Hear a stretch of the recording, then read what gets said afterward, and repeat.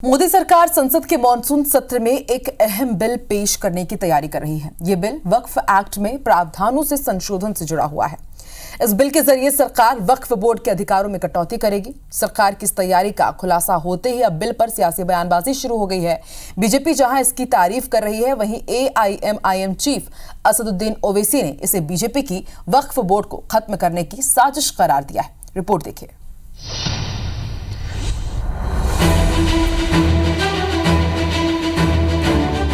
CAA, धारा 370 और 3 तलाक के बाद मोदी सरकार एक और बड़ा कदम उठाने वाली है।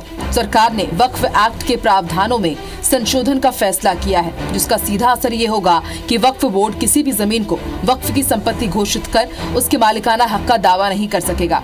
बताया जा रहा है कि इस बिल को मोदी कैबिनेट की मंजूरी मिल चुकी है और इसे संसद के इसी सत्र में पेश किया जा सकता है।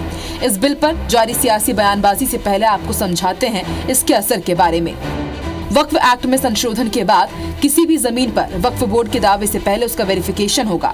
इससे बोर्ड की जवाबदेही बढ़ेगी और मनमानी पर रोक लगेगी। बोर्ड के पुनर्गठन से बोर्ड में सभी वर्गों की महिलाओं की भागीदारी बढ़ेगी। मुस्लिम, बुद्धिजीवी महिलाएं और शिया और बोहरा समूह लंबे समय से इसकी मांग कर रहे हैं।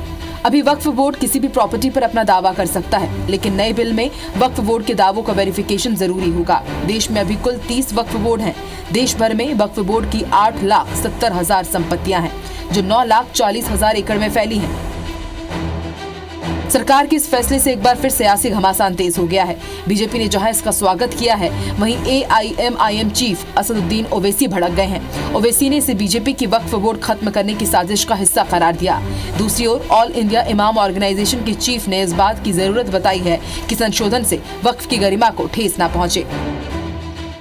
देखिए, उसमें आप मीडिया रिपोर्ट पढ़े, उसमें जो डिस्प्यूट है प्रॉपर्टी में उसका सर्वे कराएंगे। आप कौन होते हैं भाई? डिस्प्यूट है तो जुडिशरी डिसाइड करेंगे। आप कौन होते करने वाले उसको? आप होते कौन? आप पॉलिटिकल एग्जीक्यूटिव डिस्प्यूट के नाम पे इंक्वायरी कराएंगे, और तो जुडिशरी करना चाहिए।